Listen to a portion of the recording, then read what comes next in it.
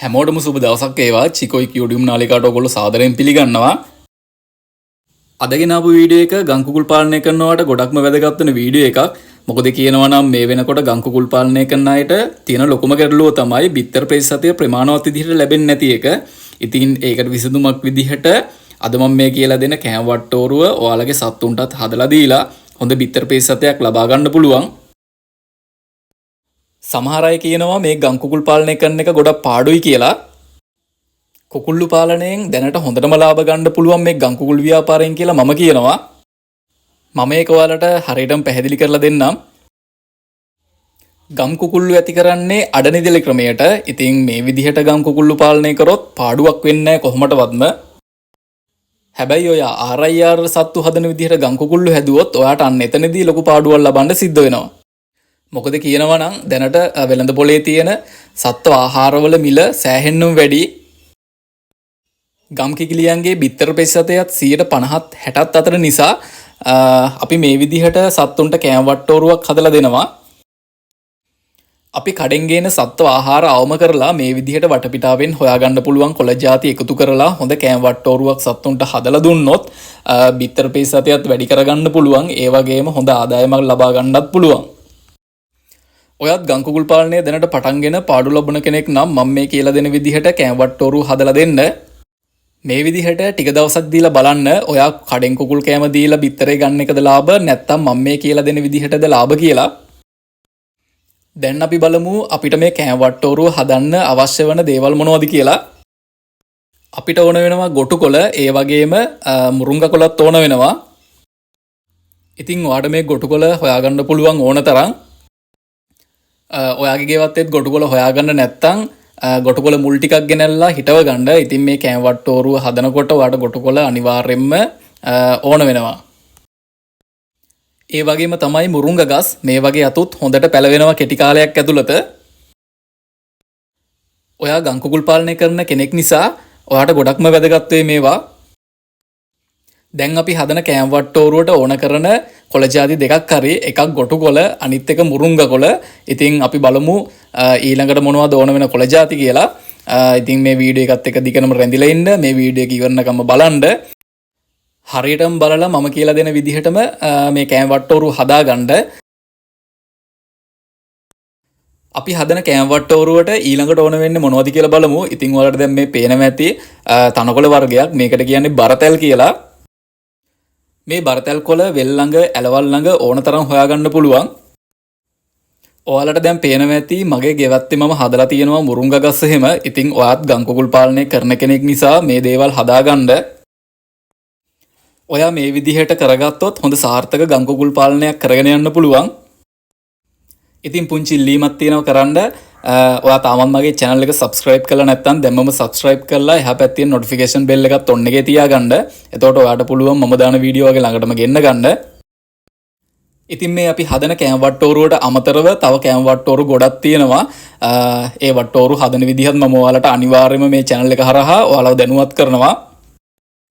ඒක නිසා අපිව අනිවාර්යයෙන්ම subscribe කරලා notification bell එක මතක් කරලම on එකේ තියාගන්න. තව දෙයක් කියන්න ඕන. ඔයාගේ ගම් කුකුල් ව්‍යාපාරය සාර්ථක ව්‍යාපාරයක් දක්වාම අරගෙන යන්න අපි උදව් කරන්නම් අනිවාර්යයෙන්ම. ගොඩක් කට්ටිය මට කතා කරලා කියනවා මම මේ කියලා දෙන විදිහටම සත්තුන්ට කෑම වට්ටෝරු හදලා දෙනවා කියලා. ඉතින් ඒ කට්ටිය මට කියන දෙයක් තමයි කඩවල් වලින් කෑම ගෙනත් දෙනවා. ඒත් කිසිම ලාභයක් නම් ගන්න බැහැ කියලා. ඉතින් මේ විදිහට අපි ඔයාලට කියලා දෙන්නේ ගම් කුකුල් ව්‍යාපාරයෙන් ලාභ අරන් ආසාවෙන් දිගට මේ ව්‍යාපාරය කරගෙන යන්න. කවුරුත් කැමති නෑනේ පාඩු විඳගෙන මේවා කරන්න. ඒක නිසා මම මේ කියලා දෙන විදිහටම කෑම වට්ටෝරු හදලා ඔයාලගේ සත්තුන්ට දීලා හොඳ බිත්තර රසවන්නක් ලබා ගන්න. අපි හදන කෑම වට්ටෝරුවට ඕන කරන කොළ ಜಾති ටික දැන් හරි. මේ කෑම වට්ටෝරුව කොහොමද හදන්න කියලා මම පිළිවෙලටම ඔයාලට කියලා දෙනවා. ඒක නිසා වීඩියෝ එක skip කරන්න නැතුව වීඩියෝ එකත් එක්ක දිගටම රැඳිලා ඉන්න. හරියටම බලාගෙන වීඩියෝ එක හරියටම බලාගෙන මේ කෑම වට්ටෝරුව හදන්න. මේ තියෙන්නේ බරතැල් කොළ.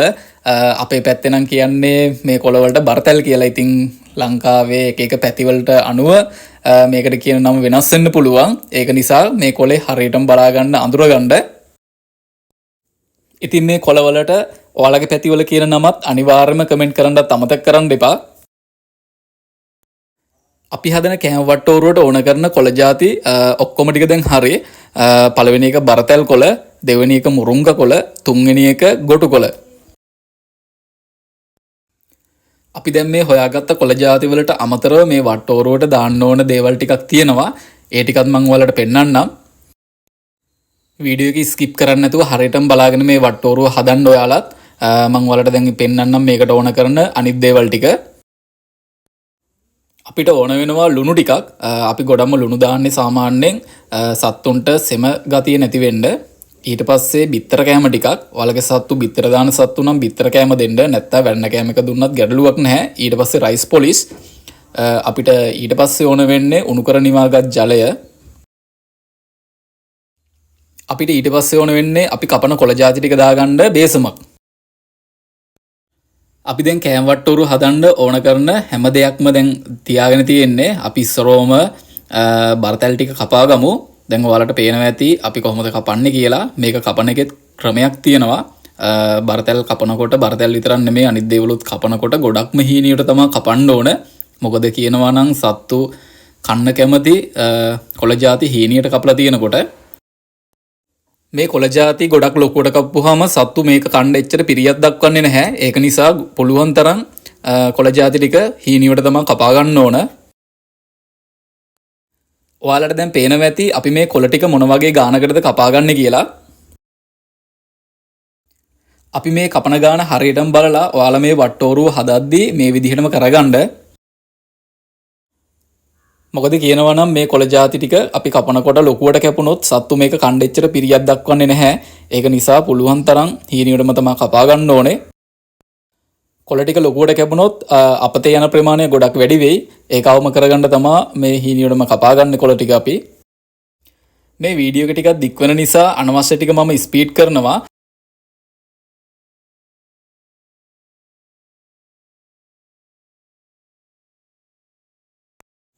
ඔන්න දැන් අපි බරතැල් කොළ ටික කපාගෙන ඉවරයි. ඊට පස්සේ අපි කපා ගන්න ඕන මුරුංග කොළ ටික. ඉතින් අපි මේ මුරුංග කොළ ටිකත් ගොඩක්ම හීනියට තමයි කපා ගන්න ඕන. අපි ඉස්සෙල්ලා බරතැල් කොළ ටික හීනියට කපා ගත්තා වගේම හීනියට මේ මුරුංග කොළ ටිකත් කපා ගන්න ඕන.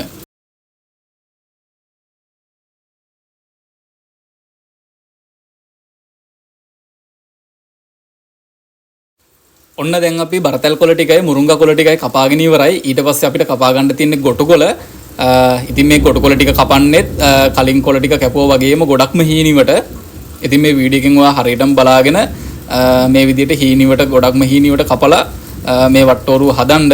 ඉතින් වීඩියෝ එකත් එක දිගටම රැඳිලා ඉන්න. මේ වට්ටෝරුව හදන හැටි හරියටම මම ඔයාලට කියලා දෙන්නම්. ඉතින් මේ විදිහට කෑම වට්ටෝරුව හදලා අපේ සත්තුන්ටත් දීලා සාර්ථක ප්‍රතිඵල ලැබුණ නිසා තමයි මේ විදිහට කෑම හදන එක ඔයාලා අතර බෙදා ගන්න මට හිතුනේ. වෙන කවුරුවත් මේ විදිහට හරියට කියලා දෙන්නේ නැහැ කියලා මම හිතනවා. මොකද ගංගුකුල්ලු පාලනය කරන කට්ටිය හුරු වෙලා ඉන්නේ කඩින්ම කෑම ගෙනල්ලා දෙන්න. ඉතින් මේක ගොඩක්ම වැදගත් වෙයි මේ වීඩියෝ එක ගංගුකුල් පාලනය කරන ඔයාට. ඔන්න දැන් අපි ඔක්කොම කොළ ಜಾති ටික කපාගෙන ඉවරයි. ඊට පස්සේ බලමු මේකට තව මොනවද අපි එකතු කරන්න ඕන කියලා. ඉතින් වීඩියෝ එකත් එක දිගටම රැඳිලා ඉන්න. මම ඔයාලට හරියටම පැහැදිලිව කියලා දෙන්නම් මේකට එකතු කරන්නේ මොනවද කියලා. ඉතින් අපි කපාගත්ත කොළ ටිකට මුලින්ම අපි දානවා ලුණු ටිකක්. අපි මේ ලුණු දාන්නේ සත්තුන්ට සෙම හැදෙන්න එනවා නම් ඒක වළක්ව ගන්න. ඉතින් මේ ලුණු දාන්න ඕනි අනිවාර්යෙන්ම. ඉතින් අපි මේකට ඊළඟට එකතු කරන්නේ බිත්තර කෑම ටිකක්. බිත්තර දාන සත්තු ඔයාලඟ ඉන්නවා නම් බිත්තර කෑම ටිකක් එකතු කරන්න. බිත්තර දාන්න නැති සත්තු ඉන්නවා නම් වැඩෙන කෑම ටිකක් එකතු කරලා දාන්න මේකට පුළුවන්. ඉතින් තව දෙයක් කියන්න ඕන මේ බිත්තර කෑම දාන එක අනිවාර්යම දෙයක් නෙවෙයි. ඔයාට කැමති නම් මේක දාන්න පුළුවන්. කැමති නැත්නම් මේක දාන්න නැතුව මේ කෑම වට්ටෝරුව හදලා සත්තුන්ට දෙන්නත් පුළුවන්. ඊට පස්සේ අපි මේකට එකතු කරනවා රයිස් පොලිස් ටිකක්. තව දෙයක් කියන්න ඕන ඔයා සත්තුන්ට මේක හදලා දෙනකොට ඔයාගේ සත්තු ඉන්න ප්‍රමාණය බලලා හදලා දෙන්න. ඊට පස්සේ සත්තු මේක කාලා ඉවර වුණාම එයාලට අවශ්‍ය ප්‍රමාණයෙන් තියෙනවා නම් ඒ ගානම හදලා දෙන්න. නැත්තම් ටිකක් වැඩි කරලා සත්තුන්ට කන්න පුළුවන් ප්‍රමාණයකට බලලා හදලා දෙන්න. ඉතින් අපි මේ කෑම වට්ටෝරුව හදාගන්න ඕන කරන හැම දෙයක්ම දැන් මේකට දාලා ඉවරයි. අපි මේකට වතුර දාන්න කලින් මේ විදිහට හොඳට අනා ගන්න ඕනේ. එහෙම අනාගන්නේ වතුර දාපුවාම මේක හරියට ඇනෙන්නේ නැති නිසා. මොකද අපි මේකට වතුර පොඩ්ඩයි දාන්නේ. ඒක නිසා තමයි අපි ඉස්සරෝම මේ විදිහට හොඳටම අනාගන්නේ. ඔයාට තව දෙයක් මතක් කරන්න ඕන මේ කෑම වට්ටෝරුව හදනකොට උණු කර නිවාගත් ජලයම පමණක් භාවිතා කරන්න. නැත්නම් අනිත් වතුර ඇල් වතුරෙන් එහෙම මේක හදන්න එපා. මොකද සත්තුන්ට සෙම ගතිය එන්න පුළුවන්. මම කියලා දෙන විදිහට විතරක්ම හදන්න මේ කෑම වට්ටෝරුව. අපි දැන් මේ රයිස් පොලිස් එහෙම දාලා හොඳට මේක කලවම් කරගන්න ඕනේ. මොකද කලවම් කරගන්න තරමටම හොඳයි. සත්තු මේක ආසාවෙන්ම කනවා එතකොට.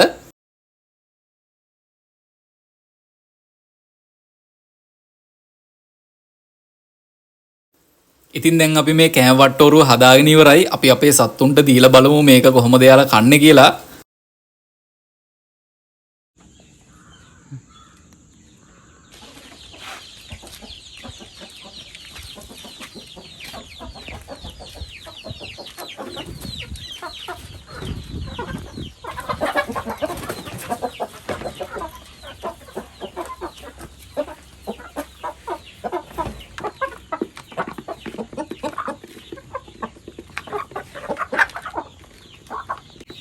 ඔයාලට දැන් පේනවා ඇති අපි හදපු කෑම එක මේ කට්ටිය හරි ආසාවෙන් කනවා. ඉතින් ඔයාලට බලා ගන්න පුළුවන් මේ සත්තු කොච්චර නිරෝගීමත්ව ඉන්නවද කියලා. ඉතින් මේ කට්ටියට කිසිම ලෙඩක්කුත් නැහැ. මේ කෑම වට්ටෝරුව හදලා දුන්නාම සත්තුන්ගේ නිරෝගීමත්භාවය ඇත්තටම හොඳයි. ඉතින් දැන් මම මේ කියලා දුන්න විදිහටම කෑම වට්ටෝරුවක් හදලා ඔයත් ඔයාගේ ගම් සත්තුන්ට දීලා බලන්න. හොඳ නිරෝගීමත් විදිහට හදාගන්න පුළුවන්. ඉතින් මේ කෑම වට්ටෝරුව සම්බන්ධ ඔයාලට තේරෙන්නේ නැති දෙයක් තියෙනවා නම් අනිවාර්යයෙන්ම කමෙන්ට් එකක් දාන්න. මම රිප්ලයි එකක් දෙනවා අනිවාර්යයෙන්ම. ඉතින් මම ඊළඟ වීඩියෝ එකකින් ඔයාලට දැනුවත් කරන්නම් කොහොමද තවත් කෑම වට්ටෝරුවක් හදාගන්නේ කියලා. ඉතින් අපේ channel එක subscribe කරලා තියාගන්න. එහා පැත්තේ notification bell එකත් on එකේ තියාගන්න අනිවාර්යයෙන්ම. ඉතින් ඔයාලට නිරෝගීමත් ගම් පැටවු අවශ්‍ය වෙනවා නම් මගේ නම්බර් එකට කෝල් එකක් දෙන්න. සාධාරණ මුදලකට නිරෝගීමත් ගම් පැටවු ලබා ගන්න පුළුවන් අපෙන්. ගොඩක්ම අඩු වියදමින් ගම් කුකුල් පාලනය කරන හැටිත් අපි ඔයාලට කියලා දෙනවා. ඉතින් ඔයාලා අපෙන් සත්තු ගත්තත් නැතත් ඔයාලට තියෙන සත්ත්ව පාලනය සම්බන්ධ තියෙන ගැටලු තියෙනවා නම් මට කෝල් එකක් දෙන්න. මම දන්න විදිහට ඔයාලට කියලා දෙන්නම්. ඉතින් මේ වීඩියෝ එක හොඳයි නම් අනිවාර්යයෙන්ම ලයික් එකක් දාන්නත් අමතක කරන්න එපා. ඒ වගේම තමයි ඔයාලට ප්‍රශ්න ගැටලු තියෙනවා නම් කමෙන්ට් එකක් විදිහට ඉදිරිපත් කරන්න. එතකොට තවත් කෙනෙක්ට ඒක වැදගත් වෙන්න පුළුවන්. ගම් කුකුල් පාලනය කරන ඔයාගේ තවත් යාළුවෝ ඉන්නවා නම් ඒ කට්ටියට මේ වීඩියෝ එක යවන්න. ඒ කට්ටියටත් ගොඩක් වැදගත් වෙන්න පුළුවන් මේ වීඩියෝ එක. එහෙනම් හැමෝටම ජය වේවා.